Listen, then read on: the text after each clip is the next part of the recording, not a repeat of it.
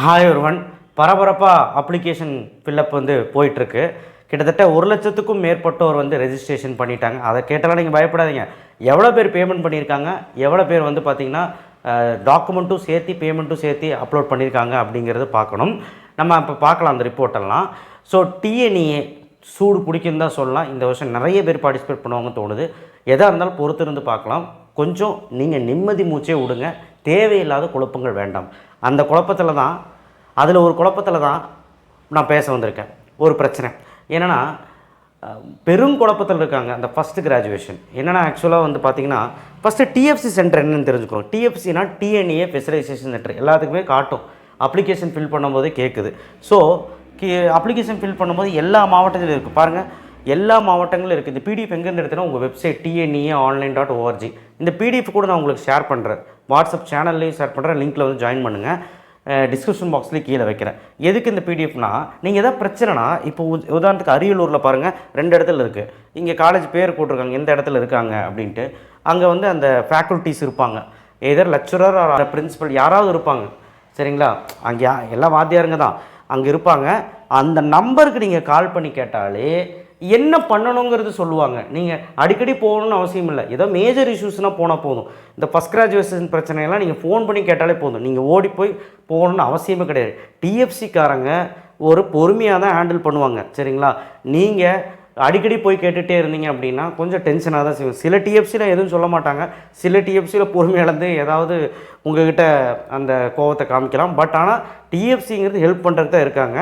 நீங்கள் எதனாலும் ஃபோன் பண்ணி கேட்டுக்கலாம். நீங்கள் நேரடியாக போகணும், மேஜர் இஷ்யூஸ் இருந்தால் கேட்டுக்கலாம். இப்போ டிஎஃப்சி பார்த்தீங்கன்னா என்னெல்லாம் இருக்குது, எந்த இடத்துல, அரியூரில் 2 இடத்துல, செங்கல்பட்டில் 2 இடத்துல, சென்னையிலே 5 இடத்துல இருக்குது.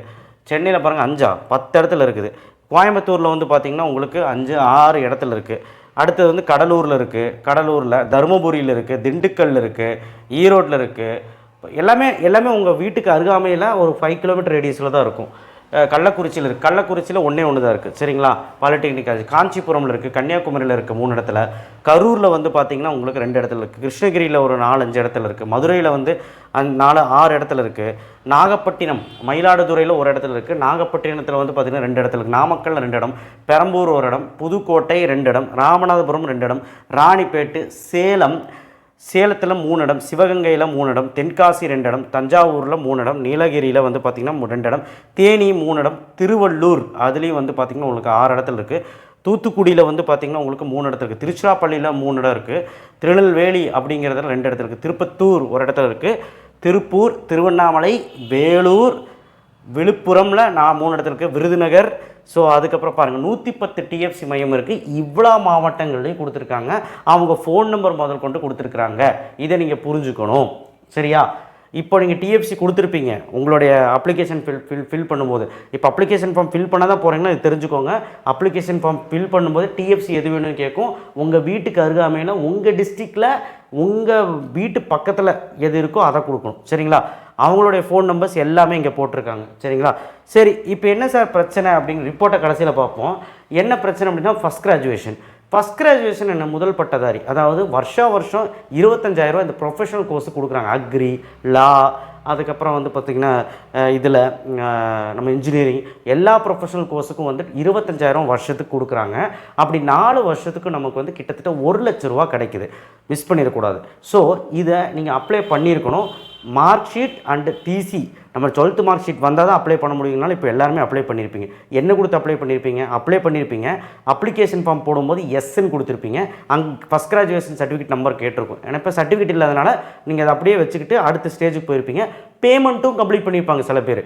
பேமெண்ட் கம்ப்ளீட் பண்ணலாம் பிரச்சனை கிடையாது. ஏன்னா நீங்கள் திரும்ப ஒரு பேக் போய் நீங்கள் எடிட் பண்ணிக்கலாம். பேமெண்ட் கம்ப்ளீட் பண்ணிட்டு எடிட் பண்ண முடியாதுல்ல. அப்போ சர்டிஃபிகேட் அப்லோடில் எல்லா சர்டிஃபிகேட்டும் அப்லோட் பண்ணையில் 10th 12th டிசி இல்லை ஏதாவது கம்யூனிட்டி சர்டிஃபிகேட் மேண்டரி இதெல்லாம் அப்லோட் பண்ணும்போது ஃபஸ்ட்டு கிராஜுவேஷன் யார் எஸ்ன்னு கொடுத்துருக்கீங்களோ அவங்கள அப்லோட் பண்ணணும். அப்படி அப்லோட் பண்ணலைன்னா உங்களோட சர்டிஃபிகேட் வெரிஃபிகேஷன் 9ஆம் தேதியிலேருந்து ஜூன் 9லேருந்து ஜூன் 20க்குள்ளே நடக்கும். அப்போ என்ன காட்டும்னா இன்கம்ப்ளீட் அப்படின்னு காட்டி ரெட் கலரில் கிராஸ் மார்க் போட்டுட்டு ஃபஸ்ட் கிராஜுவேஷன் சர்டிஃபிகேட் மிஸ்ஸிங்னு போடுவாங்க. ஒன்றும் பண்ண மாட்டாங்க. உங்களுக்கு கால் பண்ணி பேசுவாங்க. இல்லைனா நீங்கள் அங்கே போகிற மாதிரி இருக்கும். கால் பண்ணி உங்களுக்கு அன்ஃப்ரீஸ் பண்ணி விட்ருக்கேன், அது என்னன்னு பாருங்கள். ஃபஸ்ட் கிராஜுவேஷன் இருந்தால் அப்லோட் பண்ணுங்கள். ஃபஸ்ட் கிராஜுவேஷன் இல்லைன்னா அவங்கக்கிட்ட சொல்லிடுங்க, அதுக்கு தகுந்த மாதிரி அவங்க என்ன பண்ணணும்னு சொல்லுவாங்க. நான் இப்போவும் சொல்கிறேன், ஃபஸ்ட் கிராஜுவேஷன் இழக்கிறதுக்கு வாய்ப்பே கிடையாது. ஃபஸ்ட் கிராஜுவேஷன் வந்து பார்த்திங்கன்னா எஸ்ன்னு கொடுத்தியோ நோன்னு கொடுத்தியோ, இப்போ எஸ்ன்னு கொடுத்துட்டு நீ அடுத்த ஸ்டேஜ் பேமெண்ட் கம்ப்ளீட் பண்ணிட்டீங்கன்னா அங்கே ஃபஸ்ட் கிராஜுவேஷன் சர்டிஃபிகேட் கேட்கும். கரெக்டாக அப்லோட் பண்ணிட்டீங்கன்னா பிரச்சனை கிடையாது டாக்குமெண்ட்டு. ஒருவேளை அப்லோட் பண்ண முடியாமல் போயிடுச்சுன்னா டிஎஃப்சியில் கண்டிப்பாக ஃபோன் பண்ணி கேளுங்க என்ன பண்ணணும்னு சொல்லுவாங்க. ஒன்றும் இல்லைங்க, ஒயிட் பேப்பர் வச்சு சும்மா அப்லோட் பண்ண சொல்லுவாங்க அப்போதைக்கு. அப்புறம் உங்களுக்கு ஏன்னா ஒரு சிலருக்கு லேட்டாக அப்ளை பண்ணியிருப்பாங்க, ஒரு சிலருக்கு லேட்டாக வரும் ஃபஸ்ட் கிராஜுவேஷன் சர்டிஃபிகேட். அப்போ ஃபஸ்ட் கிராஜுவேஷன் சர்டிஃபிகேட் லேட் அந்த 6ஆம் தேதிக்குள்ளே வந்தால் பிரச்சனை இல்லை. ஏன் 9ஆம் தேதிக்குள்ளே வந்தால் கூட பிரச்சனை இல்லை. ஏன்னா டாக்குமெண்ட் அப்லோடுக்கு 3 நாள் எக்ஸ்ட்ரா டைம் தராங்க, பிரச்சனை இல்லை. ஆனால் அதுக்கு மேலே போகக்கூடாதுல்ல, ரெஜிஸ்ட்ரேஷன் முடிச்சிடணும்ல. பேமெண்ட் மட்டும் கம்ப்ளீட் பண்ணிட்டீங்க, எந்த பிரச்சனையும் இல்லை. ஏன்னா அந்த ஜூன் 6 முடி டைம் கொடுத்துருக்காங்க. ஜூன் 6க்கு மேலே ஆகும்போது தான் பயப்படுறீங்க. அப்போனா ஒன்றுமே கிடையாது, டிஎஃப்சியில் கேட்டு நீங்கள் ஃப்ரீஸ் பண்ணி விட்டுருங்க. அது எப்படி ஃப்ரீஸ் பண்ணணும்னு சொல்லுவாங்க. நான் சொன்ன மாதிரி ஒயிட் பேப்பர் வச்சு பண்ணலாம், அதாவது அவங்க சொல்லுவாங்க, நீங்கள் அவங்ககிட்ட கேட்டுக்கணும், சரிங்களா? அப்படி இருக்க பட்சத்தில் உங்களுக்கு லேட்டாக வந்துச்சுன்னா உங்கள் காலேஜில் நீங்கள் போய் அட்மிட் ஆவீங்க தெரியுங்களா? எந்த காலேஜில் சாய்ஸ் ஃபில்லிங் எடுத்து போகிறீங்களோ அந்த காலேஜில் நீங்கள் போயிட்டு உங்கள் ஃபஸ்ட் கிராஜுவேஷன் சர்டிஃபிகேட் கொடுத்துக்கலாம், சரிங்களா? எந்த விதமான மாற்று கருத்தும் கிடையாது. அங்கே போய் ஃபஸ்ட் கிராஜுவேஷன் கொடுத்தீங்கன்னா எலிஜிபிள். என்ன கொஞ்சம் லேட் ஆகும், இது நான் சொல்லலை, டிஎன்இஏ கேரில் மெயில் பண்ணி கேட்டதில் சொன்னாங்க. நீங்கள் அங்கே கொடுக்கும்போது கன்செஷன் ஃபஸ்ட்டு வருஷமே நடக்காது, செகண்ட் இயர் போகும்போது சேர்த்தி நடக்கும் கன்செஷன், சரிங்களா? அந்த 25,000 50,000 சேர்த்தி நடக்கும். ஏன்னா டிலே ஆகும் ப்ராசஸ். நீங்கள் ஃபஸ்ட்டே அப்லோட் பண்ணிட்டீங்கன்னா ஃபஸ்ட்டு வருஷத்துலேருந்தே கரெக்டாக 25,000 அந்த கன்செஷன் வர ஆரம்பிக்கும், சரிங்களா? ஸோ ஃபஸ்ட் கிராஜுவேஷனை பற்றி உங்களுக்கு தெரியும்ல. உங்கள் வீட்டில் யாருமே படிச்சிருக்கக்கூடாது, யாருமே காலேஜ் போயிருக்கக்கூடாது, டிகிரி கிராஜுவேட் வாங்கியிருக்கக்கூடாது. தாத்தா பாட்டி தங்கச்சி தம்பி அண்ணா எல்லாருமே நான் சொல்கிறேன், அண்ட் முக்கியமாக அப்பா அம்மா யாருமே வந்து டிகிரி வாங்கியிருக்கக்கூடாது. நீங்கள் தான் டிகிரி இன்கேஸ் உங்கள் தம்பியோ அண்ணனோ யாராவது படிச்சுட்டு இருந்திருப்பாங்க, இல்லை படிச்சுட்டு இருந்தாங்கன்னா இப்போ செகண்ட் இயர் தேர்ட் இயர் வந்தாங்கன்னா நீங்கள் ஃபஸ்ட் கிராஜுவேஷன் அப்ளை பண்ணிக்கலாம். இன்கேஸ் அவங்க ஃபஸ்ட் கிராஜுவேஷன் அப்ளை பண்ணி அவங்களுக்கு அந்த ப்ராசஸில் 25,000 மாதம் வருதுன்னா நீங்கள் அப்ளை பண்ண முடியாது. ஒரு வேளை அங்கே ஃபஸ்ட் கிராஜுவேஷன் அப்ளை பண்ணாமல் வீட்டில் 2 பசங்க இருக்கான்னு வச்சுக்கோங்களேன், ஒரு பையன் பெரிய பையன் காலேஜ் படிச்சுருக்கான், ஃபஸ்ட் கிராஜுவேஷன் அப்ளை பண்ணலை அப்படின்னா நீங்கள் அப்ளை பண்ணிக்கலாம். அவன் தான் ஃபஸ்ட் கிராஜுவேஷன் அப்ளை பண்ணல, படிச்சுட்டு தானே இருக்கான், அப்போ அப்ளை பண்ணிக்கலாம், உங்களுக்கு எலிஜிபிள் தான். ஆனால் அவன் அப்ளை பண்ணிட்டானா அவனுக்கு காசு வந்துட்டுருக்குன்னா 2வது பையனுக்கு எலிஜிபிள் இல்லை. இதுதான் கணக்கு. அதே மாதிரி டிசி வந்து தாத்தா பாட்டியோட டிசி வந்து மிஸ் ஆக வாய்ப்பு இருக்குது. என்ன ஆகும்னா அப்படி மிஸ் ஆச்சுன்னா ஒன்றும் இல்லை, விஓ ஆஃபீஸில் கொஞ்சம் முறையிடணும், கொஞ்சம் அலைய வேண்டியது இருக்கும், அதுக்கு மட்டும் முறையிடணும். நீங்கள் அங்கே என்ன பண்ண சொல்லணும், அந்த ப்ரொசீஜர் கரெக்டாக பண்ணிட்டீங்கன்னா ஒரு பிரச்சனை இல்லை, உங்களுக்கு ஃபஸ்ட் கிராஜுவேஷன் வந்துடும். அதுதான் சொல்கிறேன், டிலே ஆச்சுன்னா பிரச்சனை கிடையாது, டிஎஃப்சி சென்டருக்கு ஃபோன் பண்ணி கேளுங்க என்ன பண்ணணும்னு சொல்லுவாங்க, சரிங்களா? ஏன்னா நோனு கொடுத்து எஸ்ன்னு கொடுத்து விளையாண்டுருப்பீங்க, அதுதான் சொல்கிறேன். ஏன்னா இந்த கன்ஃபியூஷன்ஸ் எல்லாத்துக்குமே இருக்குது, ஃபஸ்ட் கிராஜுவேஷன் வந்ததுக்கப்புறம் தான் நான் பண்ணுவேன் அப்படின்னு. ஸோ இதை நான் சொல்லணும்னு நினச்சா சொல்லிட்டேன். பட் மாதம் இல்லை, வருஷத்துக்கு 25,000 நமக்கு கன்ஃபார்ம் கிடைக்கும் ஃபஸ்ட் கிராஜுவேட்டுக்கு. நிறைய பேர் அப்ளை பண்ணுறீங்கன்னு எனக்கு தெரியும். கொஞ்சம் பொறுமையாக இருங்க, ஜூன் 2 முடி நம்ம வெயிட் பண்ணி பார்க்கலாம். அதுக்கு மேலேயும் நமக்கு வரலை அப்படின்னா டிஎஃப்சிக்கு ஃபோன் பண்ணி என்ன பண்ணணும்னு கேட்டுக்கலாம். ஓகே, இப்போது ரிப்போர்ட் என்னங்கிறது பார்த்துக்கலாம். இந்த கன்ஃபியூஷன் தீர்த்தாச்சு, டிஎஃப்சி சென்டர் ப்ராப்ளமும் தீர்த்தாச்சு. டிஎஃப்சியில் நீங்கள் போய் எப்பவுமே ஏதாவது அப்டேட் பண்ண போகிறேன்னா, ஏதாவது கேட்க போகிறேன்னா ஆதார் கார்டு எடுத்துகிட்டு போங்க, சரிங்களா? அது கேட்பாங்க எதுக்கும், ஐடி ப்ரூஃப்காக. சரி, இப்போ நம்ம பார்க்க வேண்டிய ஏசுனா ப்ரெஸ் அப்டேட்டு, சரிங்களா? இப்போ நம்ம வந்து என்ன பார்க்க போகிறோன்னா, எவ்வளோ பேர் அப்ளிகேஷன் போட்டிருக்காங்க, பேமெண்ட் எவ்வளோ பேர் கம்ப்ளீட் பண்ணியிருக்காங்க. நேற்று வரையில் இப்போ 17/7/2025 17ஆம் தேதி முடி 6 PM முடி 1,80,912 ரெஜிஸ்ட்ரேஷன் அந்த பேர் டேட் ஆஃப் பர்த்லாம் போட்டு ரெஜிஸ்டர் பண்ணியிருப்பீங்களா, அது மட்டும்தான். டாக்குமெண்ட் அதாவது பேமெண்ட் கம்ப்ளீட் பண்ணவங்க மட்டும் 1,12,931 பேர் இந்த வருஷம் அதிகமாக தான் இருக்க போகிறாங்க. அதே மாதிரி டாக்குமெண்ட்டும் அப்லோட் பண்ணி பேமெண்ட்டும் கம்ப்ளீட் பண்ணவங்க, ஃபுல் ப்ராசஸ் முடித்தவங்க 71,534 பேர். இதில் டபுள் என்ட்ரி போட்டுறவங்களும் நிறைய பேர் இருப்பாங்க. டபுள் என்ட்ரிஸ் இதில் இருப்பாங்க.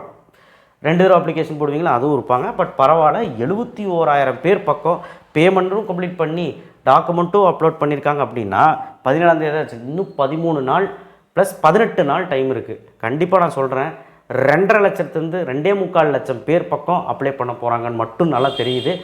ஆனால் போட்டிக்கு எவ்வளோ பேர் வராங்கன்னு ரேங்க் லிஸ்ட் வந்தால் தான் தெரியும். நீங்கள் பயப்பட வேண்டாம், ரேங்க் லிஸ்ட் ஜூன் 27 வரும்.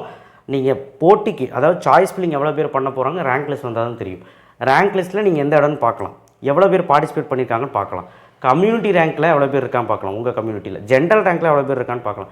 எல்லாம் பார்த்ததுக்கப்புறம் முடிவு பண்ணிக்கலாம். நீங்கள் எந்த அவசரமும் படாதீங்க, நேரடியாக போய் சேரணும் அவசியம் இல்லை. இவ்வளோ பேர் போடுறாங்க கிடைக்காதுன்னு நினச்சிட்டு இருக்காது. சீட்டு ஏகப்பட்டது கரெக்டாக சாய்ஸ் ஃபில்லிங் பண்ணால் கிடைக்கும். அதைத்தான் நான் மீண்டும் மீண்டும் ரிப்பீட் பண்ணிகிட்டு இருக்கிறேன். தேங்க்யூ. டிஎஃப்சி ப்ராப்ளம் கொண்டு வராதிங்க. ஏதோ வில்லேஜ்லேயோ ஏதோ ரொம்ப தூரத்தில் இருக்கீங்கன்னா ஃபோன் பண்ணியே கேட்கலாம். அந்த பிடிஎஃப் நான் உங்களுக்கு டிஸ்கிரிப்ஷன் பாக்ஸில் வைக்கிறேன். சரிங்களா? தேங்க்யூ. ஷேர் பண்ணுங்கள், சப்ஸ்கிரைப் பண்ணுங்கள், மறக்காமல் பெல் ஐக்கானை ப்ரெஸ் பண்ணுங்கள். சர்டிஃபிகேட் வெரிஃபிகேஷன் டைம் ஏதாவது மிஸ் ஆச்சுன்னா இன்கம்ப்ளீட்டுன்னு வரும். என்ன சர்டிஃபிகேட் மிஸ் ஆச்சுன்னு அந்த இது ஸ்டேட்டஸில் காட்டும். அதுக்கு நம்ம டிஎஃப் சென்டரில் போகலாம், இல்லை டிஎஃப் சென்டர்லேயே ஃபோன் பண்ணி கேட்பாங்க, உங்கள்கிட்ட சொல்லுவாங்க, அன்ஃப்ரீஸும் பண்ணி விட்ருவாங்க. இல்லை ஒரு சில கணத்தில் அவங்க எதுவுமே சொல்ல மாட்டாங்க, நீங்கள் தான் நேரடியாக போகணும், அன்ஃப்ரீஸ் பண்ணி கொடுத்துருவாங்க, அங்கேயே வச்சு பண்ணிக்கோங்க.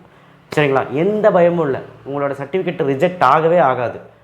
திருத்திக்கலாம், கரெக்ஷன் விண்டோ ஓப்பன் பண்ணுவாங்க. அதுதான் சொல்லிக்கிட்டு இருக்கேன். சர்டிஃபிகேட் வெரிஃபிகேஷன் டைம் எல்லாமே பண்ணி கொடுத்துருவாங்க. 20ஆம் தேதிக்குள்ளே எல்லாமே பண்ணி கொடுத்துருவாங்க. அப்போ தானே 27ஆம் தேதி ரேங்க் லிஸ்ட் வரும். அதான். தேங்க்யூ. ஷேர் பண்ணுங்கள், சப்ஸ்கிரைப் பண்ணுங்கள், மறக்காம பெல் ஐக்கானை ப்ரெஸ் பண்ணுங்கள். இந்த ப்ராப்ளத்தை நான் தீர்த்து வச்சுட்டு நினைக்கிறேன். ஃபஸ்ட் கிராஜுவேஷனோடதும் டிஎஃப்சியோடதும் பாருங்கள். தேங்க்யூ.